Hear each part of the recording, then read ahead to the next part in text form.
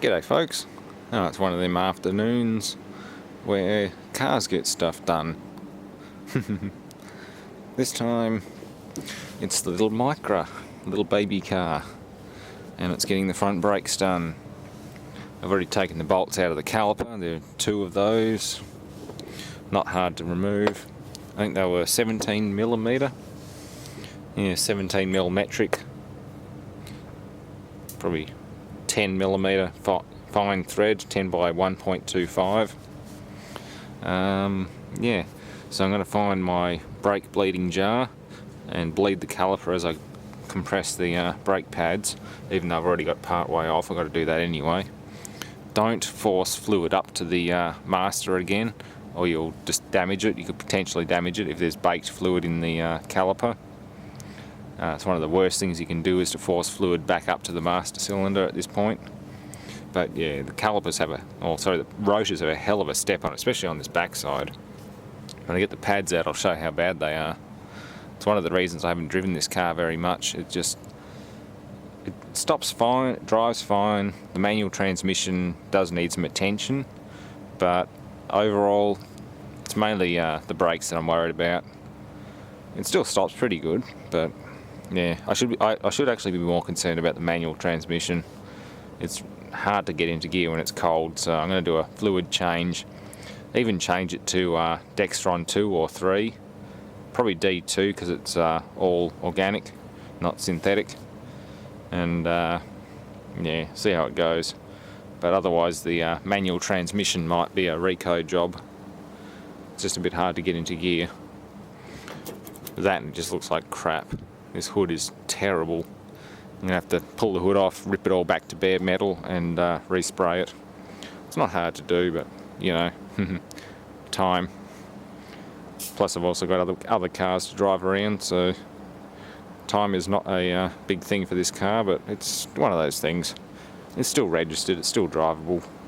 Just have a bit of fun with it now and then. Little toy pet car. Lovely little red car. Yeah, there we go. I know brake hoses are made of pretty tough stuff, but it's generally not advisable to hang the calipers off the brake hoses, because, well, even though these ones here are only a couple of years old, they're not too bad, you still don't want to do it. Just get a piece of MIG wire or fencing wire or something, just hang the caliper by a piece of wire, and then you can safely remove the rotor. As you can see, it's not bad, but for the sake of $35 a piece, might as well replace them. The CVs were done about 18-20 months ago. Well, the whole shafts, the short shafts to the transmission, to the wheel hubs and the bearings, they've all been done, so that's a good bonus. Like, this car doesn't need much, but you can see there's that much material left on that pad and that much left on that pad, which is almost down to metal. I mean, it's down to metal there on that outer edge, and that one there. That's why the inside surface is so bad, it's actually down to metal. Oh, I'll try and get these pads out. Well, we've got everything fairly well cleaned up. Push the piston back in after opening the bleed nipple and bleeding to the bleed jar. Don't push the waste fluid back to the master, push it to the bleed jar. Clean it with some brake cleaner, best as I really need to. Piston went back in by hand fairly easily, just pushing it. Just put pressure on both thumbs and it just works its way back in. So yeah, not too bad.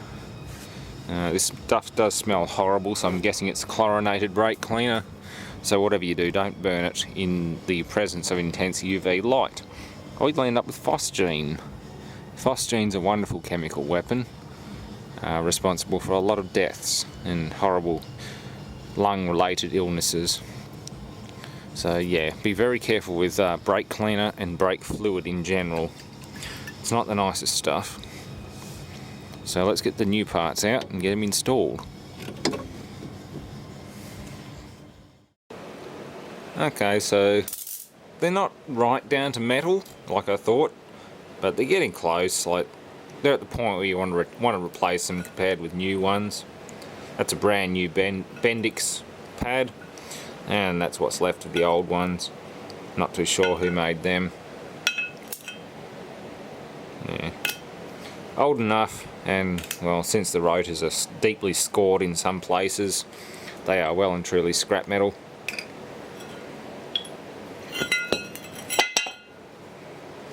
But yeah, they're Bendix titanium stripe. No, well, basically no bed-in pads, whatever you want to call them. They're a bit expensive, but they work very well. And that's what's left of the old ones. Not much.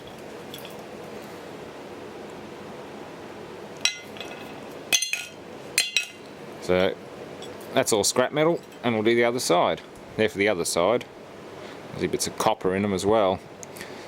Copper, probably no, I don't think they use asbestos in most of these big name pads. The cheap ones have asbestos in them. But yeah, very high temperature friction materials, and very good materials. Bendix don't muck around when it comes to pads. There we go. Let's just tighten these bolts. 17mm for the caliper bolts. 716 Whitworth, or just I think 716 Imperial for the brake blade nipple. And I'm going to purge maybe 250ml of fresh brake fluid through this caliper and line. Just purge it all the way through from the master down. Just pump it all through. Pump 250 to 300 millilitres of PBR red dot brake fluid, and shut it off whilst that tube is in the bottom of the jar. Hopefully the jar will be at least full, or probably I would have dumped part of it and then refilled it. So yeah, don't shut the bleed nipple unless you're sure there's no air getting back into the caliper. And that's where a lot of people come unstuck. They'll just crack the nipple, pump the brake pedal, and then come out of the car, close the nipple, but they don't realise that a bit of air's actually gotten back in there. So they've got an air bubble in their caliper the whole time. Very common mistake. But yes, new, and that'll obviously come up tight once the wheel's bolted on there. There's no holding screw like some of them have. There, little reds on the other side. Or leaning the other side. Ah yes, wire the other caliper up after taking the bolts out. Pretty straightforward, there's really not much to it, but of course don't do it unless you're fairly competent with mechanical equipment, because the brakes, wheel bearings, tyres and suspension are the one thing keeping you on the road, and of course steering equipment. So yeah, just like high voltage equipment, stuff that can kill you, electrical equipment, mains, AC, don't mess around with it unless you're fairly competent in what you're doing. Otherwise, well, people just end up dead. But yeah, mechanical stuff is probably one of the least of your worries compared with the crazy stuff that I get up to in my workshop. Yes, well, I've got to get rid of that UPS and a few other different things soon, but yeah, let's get this caliper off, at least wire it up, get it off, chuck the new rotor on, chuck the new pads in, and go from there. Yeah, I'd say they'd replace these wheel hubs when they did the bearings and the shafts as well, because that's not very old at all. And there's very little rust on these hubs compared with the rest of the arm assembly. So this thing has had the whole lot done. As you can see, front wheel drive means you've got constant velocity joints, wheel hub assemblies in here, bearing assemblies, and yeah, there's universal joints up at the transmission, so you can replace the whole shaft assembly or get them reconditioned, replace the bearings independently, but generally if you're going to do one, you do the whole lot.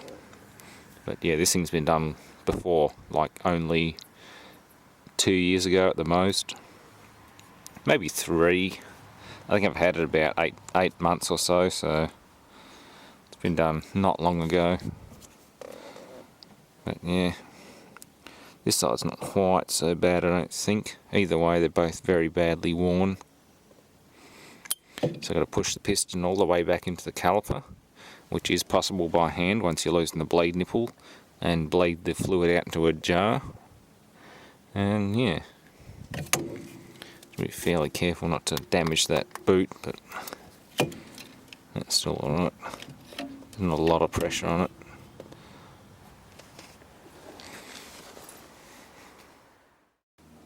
Well, that one's done.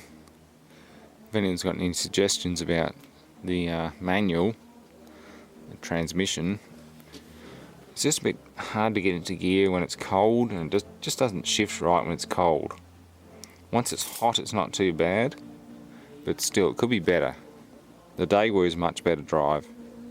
I'll give it that much. The Daewoo is heaps better to drive, and that's just a 5-speed manual as well. So yeah, if anyone has any suggestions on transmission oil replacement, like the synchros aren't too bad. First and second might be a bit flogged out because a lot of new drivers have driven this. I think both Deb's sons drove this as their learners, plus her daughter.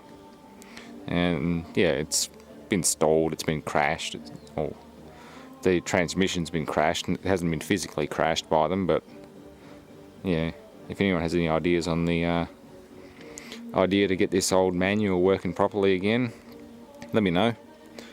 I'm half tempted to go to Dextron 2 or similar pure mineral auto-trans fluid, or at least a very thin gear oil, but who knows. If anyone can tell me, let me know. If anyone's had any experience with these things and knows how to make them really perform, that'll be really good. That's settled nicely. Yep.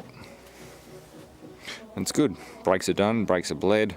Put it back on the ground again, and she's ready to go. Better than ever before. Thanks for watching.